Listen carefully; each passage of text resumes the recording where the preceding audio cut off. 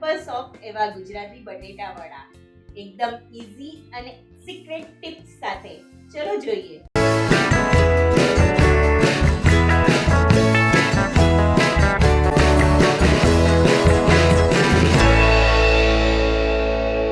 બટેટા વડા માટે આપણે બટેટાને બાફી લઈએ છીએ.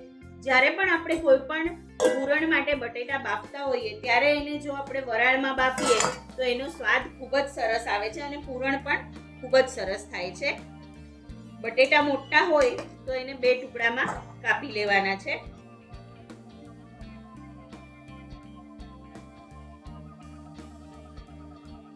કુકરને બંધ કરી અને 3 સીટી વગાડવાની છે.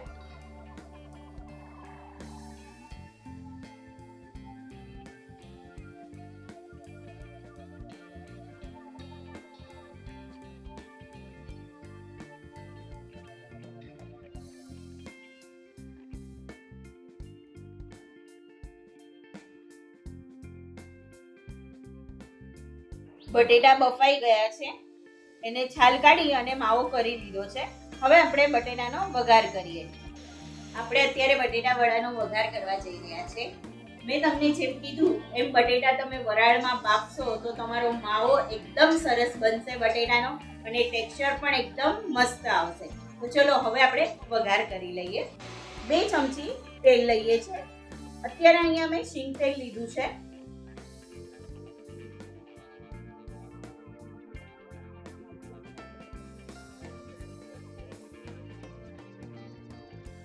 વડાનો વઘાર કરી લઈએ.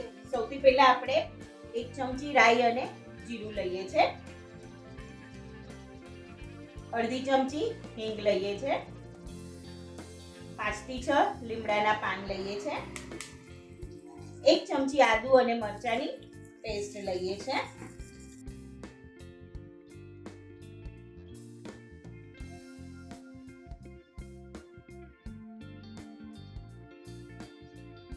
સરસ વઘાર ચડવા દેવાનો છે વઘારને.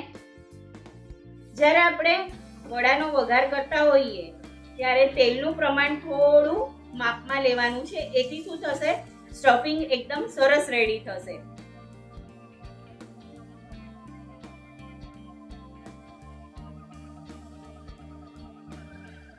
થોડી 1 ચમચી કોથમીર આપણે વઘારમાં લઈએ છે.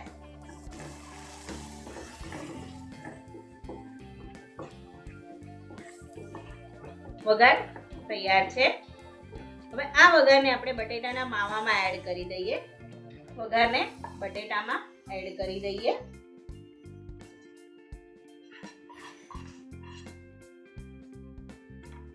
અડધી ચમચી હળદર લઈએ છે.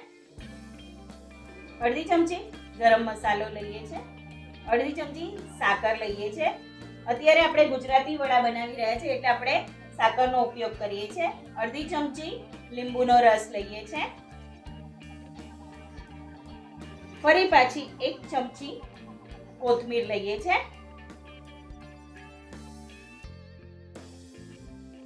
વડાના મસાલાને આપણે મિક્સ કરી લઈએ.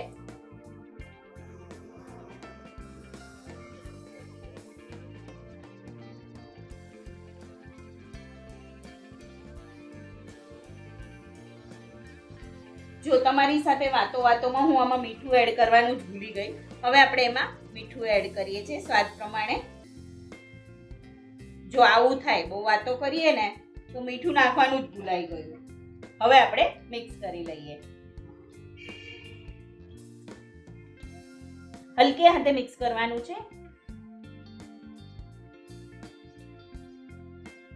જો બહુ મિક્સ કરશો તમે પ્રેશર દઈને તો બટેટામાં ચીકાશ પકડાઈ જશે. આપણે હલકે હાથે એને મિક્સ કરવાનું છે.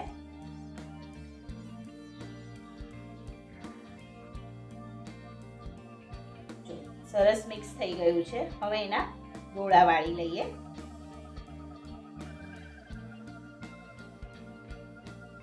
આવા ગોળા વાળવાના છે. હવે ગોળાને એક પ્લેટમાં લઈ લઈએ.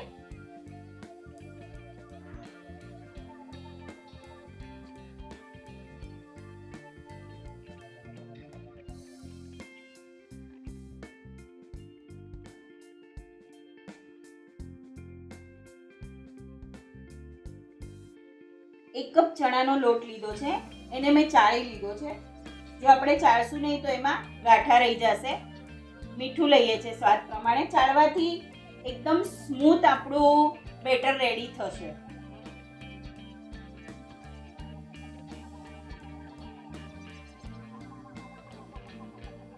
હવે પાણીથી બેટર રેડી કરીએ.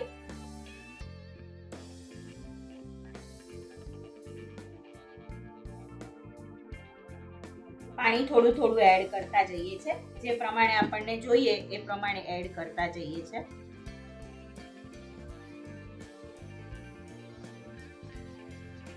વડાનું બેટર આવું તૈયાર કરવાનું છે. જોઈ શકો છો તમે. ચપટી સોડા એડ કરીએ છીએ. ગરમ તેલ એડ કરીએ છીએ જેથી કરીને સોડા એક્ટિવેટ થઈ જાય અને સરસ મિક્સ કરી લઈએ છીએ.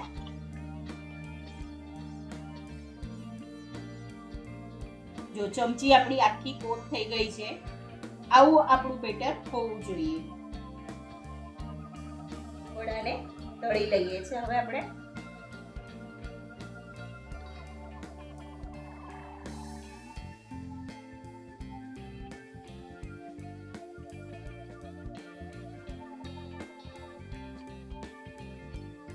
વડાને જ્યારે આપણે તળવા નાખીએ ત્યારે એને હલાવવાના નથી. એને 2 થી 5 મિનિટનો સમય આપવાનો છે જેથી કરીને એક સાઈડ સરસ ચડી જાય અને વડા ફૂટે નહીં.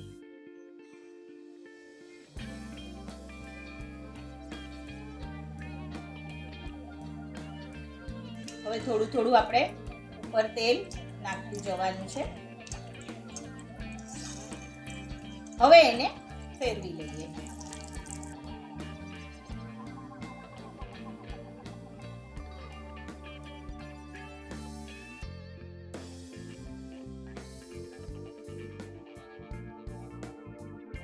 સુપર સોફ્ટ એવા ગુજરાતી બટેટા વડા મસ્ત ગરમા ગરમ તૈયાર છે.